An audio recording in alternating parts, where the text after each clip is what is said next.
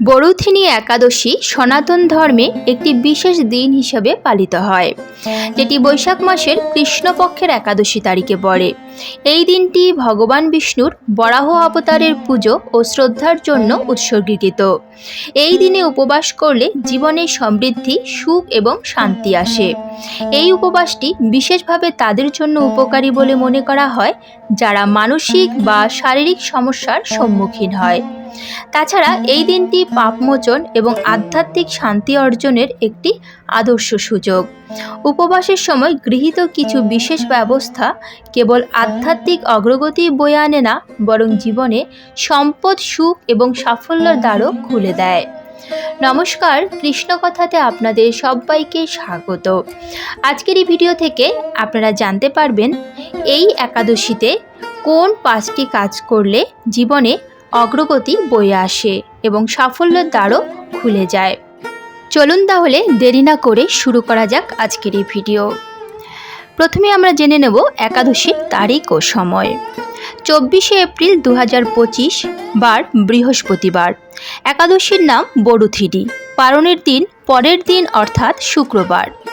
বাংলাদেশ ঢাকা পারণের সময় হলো সকাল 5টা 28 মিনিট থেকে 9টা 47 মিনিটের মধ্যে, এবং ভারত কলকাতা পারণের সময় হলো সকাল 5টা 7 মিনিট থেকে 9টা 25 মিনিটের মধ্যে। এবার চলুন জেনে নেওয়া যাক বরুথিনী একাদশীর ব্রত মাহাত্ম্য। বৈশাখ কৃষ্ণপক্ষিয়া বরুথিনী একাদশী ব্রত মাহাত্ম্য ভবিষ্যত্তর পুরাণে যুধিষ্ঠির শ্রীকৃষ্ণ সংবাদে বর্ণনা করা হয়েছে। যুধিষ্ঠির মহারাজ শ্রীকৃষ্ণকে বললেন, হে বাসুদেব, আপনাকে প্রণাম। বৈশাখ মাসের কৃষ্ণপক্ষের একাদশী কী নামে প্রসিদ্ধ এবং তার মহিমাই বা কী, তা কৃপা করে আমাকে বলুন। শ্রীকৃষ্ণ বললেন, হে রাজন, ইহলোক ও পরলোকে বৈশাখ মাসের কৃষ্ণপক্ষিয়া একাদশী বরুথিনী নামে বিখ্যাত। এই ব্রত পালনে সর্বদা সুখ লাভ হয় এবং পাপক্ষয় ও সৌভাগ্য প্রাপ্তি ঘটে। দুর্ভাগা স্ত্রীলোক এই ব্রত পালন করলে সর্বসৌভাগ্য লাভ করে থাকে। ভক্তি ও মুক্তি প্রদানকারী এই ব্রত সর্বপাপ হরণ এবং গর্ভবাস যন্ত্রণা বিনাশ করে। এই ব্রত প্রভাবে মান্ধাতা, ধুন্ধুমার আদি রাজারা দিব্যধাম লাভ করেছেন। এমনকি মহাদেব শিবও এই ব্রত পালন করেছিলেন।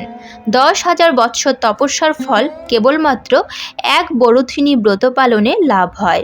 যে শ্রদ্ধাবান ব্যক্তি এই ব্রত পালন করেন তিনি ইহলোক ও পরলোকে সমস্ত প্রকার বাঞ্ছিত ফল লাভ করেন। হে নৃপশ্রেষ্ঠ, অশ্বদান অপেক্ষা গজদান শ্রেষ্ঠ।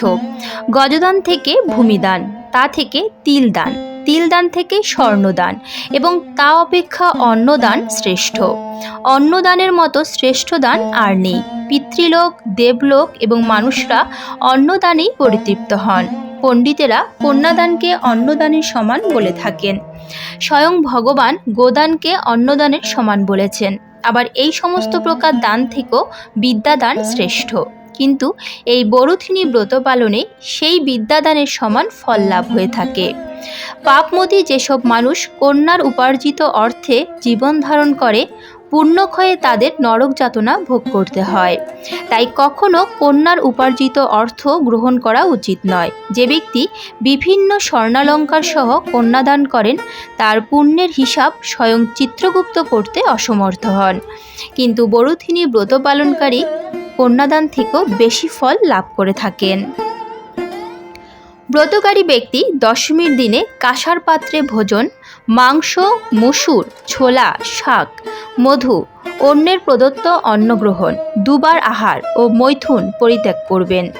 দ্রুতক্রিয়া, নেশাজাতীয় দ্রব্য, দিবানিদ্রা, পরনিন্দা পরিচর্যা, প্রতারণা, চুরি, হিংসে, মৈথুন, ক্রোধ ও মিথ্যা বাক্য একাদশী দিনে বর্জনীয়।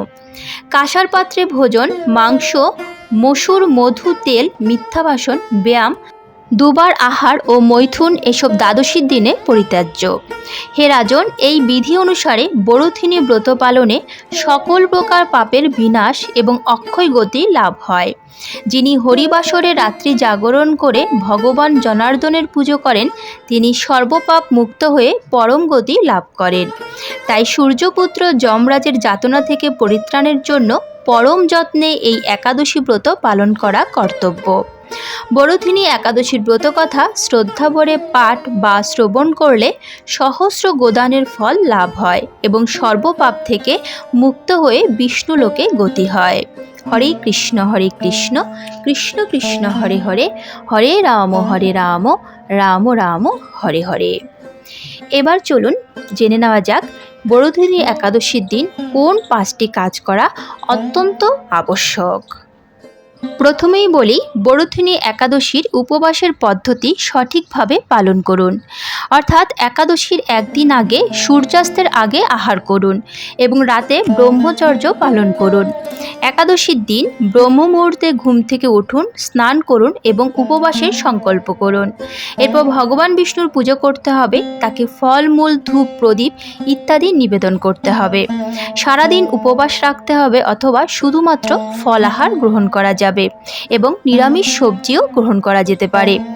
রাত জেগে থাকুন এবং ভগবান বিষ্ণুর স্তোত্র পাঠ করুন। দ্বাদশীর দিন স্নান সেরে ব্রাহ্মণদের খাওয়াতে হবে এবং দান করতে হবে। এবার চলুন জেনে নেওয়া যাক 5টি পালনীয় কর্তব্য। একাদশীর দিন ভগবান শ্রীবিষ্ণুর পুজোয় শঙ্খের ব্যবহার অত্যন্ত শুভ বলে বিবেচিত হয়। বিশ্বাস করা হয় যে শঙ্খ দিয়ে ঈশ্বরের পুজো করলে তিনি দ্রুত প্রসন্ন হন এবং ভক্ত তার আশীর্বাদ লাভ করেন। ভগবান শ্রীবিষ্ণুর মূর্তিকে শঙ্খ দিয়ে স্নান করাতে হবে এবং তারপর শঙ্খের পুজো করতে হবে। এটি করার মাধ্যমে ভগবান শ্রীবিষ্ণুর বিশেষ আশীর্বাদ লাভ হয়।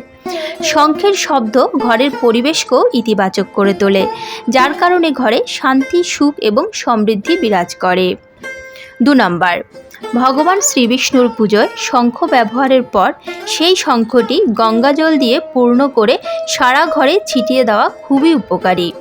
ঘরে গঙ্গাজল ছিটিয়ে দিলে ঘর থেকে নেতিবাচক শক্তি দূর হয় এবং পরিবেশে ইতিবাচকতা ছড়িয়ে পড়ে। এই উপায়ে ঘরের প্রতিটি কোণ পবিত্র করে তোলে, যার কারণে ঘরে সুখ, সমৃদ্ধি এবং শান্তি বিরাজ করে। এই সমাধান গ্রহণ করলে কেবল ঘরের পরিবেশই ইতিবাচক থাকে না, বরং পরিবারের সদস্যদের মধ্যে সম্পর্ক মধুর হয়ে ওঠে। এরপর ভগবান শ্রীবিষ্ণুর পুজোয় তুলসী পাতার বিশেষ গুরুত্ব রয়েছে। বড়থিনী একাদশীর দিন ভগবান শ্রীবিষ্ণুর পুজোয় বিষ্ণুপ্রিয়া তুলসী পাতা নিবেদন করলে দ্রুত ভগবানের আশীর্বাদ লাভ করা যায়। এটা বিশ্বাস করা হয় যে পুজোয় তুলসী পাতা ব্যবহার করলে পূর্ণ ফল লাভ হয় এবং জীবনে সমৃদ্ধি ও সুখ আসে। যারা মানসিক শান্তি এবং সমৃদ্ধি চান তাদের জন্য এই সমাধানটি বিশেষভাবে ফলপ্রসূ। তবে মনে রাখবেন, কোনোভাবেই একাদশীর দিন তুলসী পাতা ছিঁড়বেন না। 4 নম্বর, সনাতন ধর্মে হলুদ রং ভগবান বিষ্ণুর সঙ্গে সম্পর্কিত এবং এটিকে শুভ বলে মনে করা হয়। বড়থিনী একাদশীর দিন ভগবান শ্রীবিষ্ণুর উদ্দেশ্যে হলুদ ফুল, হলুদ চন্দন, হলুদ ফল এবং হলুদ মিষ্টি নিবেদন করুন। এর সঙ্গে সঙ্গে নিজেদেরও হলুদ রঙের পোশাক পরার চেষ্টা করা উচিত। হলুদ রং সৌভাগ্য, সমৃদ্ধি এবং ইতিবাচকতার প্রতীক। এই দিনে হলুদ রং ব্যবহার করলে একজন ব্যক্তি ভগবান বিষ্ণুর আশীর্বাদ লাভ করেন এবং তার জীবনে সুখ বজায় থাকে। 5 নম্বর, বড়থিনী একাদশীর দিনে ভগবান শ্রীবিষ্ণুর পুজোয় গরুর ঘি দিয়ে প্রদীপ জ্বালানো অত্যন্ত শুভ কাজ বলে বিবেচিত হয়। এই উপায়ের মাধ্যমে ভগবান শ্রীবিষ্ণুর আশীর্বাদ দ্রুত প্রাপ্ত হয় এবং জীবনে সমৃদ্ধি বিরাজ করে। গরুর ঘি দিয়ে জ্বালানো প্রদীপ ঘরে ইতিবাচক শক্তি বয়ে নিয়ে আসে এবং ঘরে শান্তি, সুখ ও সমৃদ্ধির পরিবেশ বিরাজ করে। এই প্রতিকারটি বিশেষ করে একাদশীর দিনে করা হয় এবং পূর্ণ নিষ্ঠার সঙ্গে করা উচিত এই প্রতিকার। আজকের মতো ভিডিওটি এখানেই শেষ হলো। আশা করি আপনাদের ভালো লেগেছে। যদি ভালো লেগে থাকে তাহলে অবশ্যই একটি লাইক করবেন। যদি রাধা মাধবের পরম ভক্ত হন তাহলে কমেন্টে রাধা মাধবের জয়গান করতে ভুলবেন না যেন। প্রিয়জনদের সঙ্গে শেয়ার করবেন যাতে তারাও উপকৃত হতে পারে। এ ধরনের বিভিন্ন ধর্মীয় ভিডিও পেতে এবং নিয়মিত গীতা পাঠ শুনতে চ্যানেলটিকে অবশ্যই সাবস্ক্রাইব করবেন। আজ তাহলে এ পর্যন্তই। দেখা হচ্ছে পরবর্তী ভিডিওতে। ভালো থাকবেন, সুস্থ থাকবেন। জয় শ্রীকৃষ্ণ। রাধে রাধে।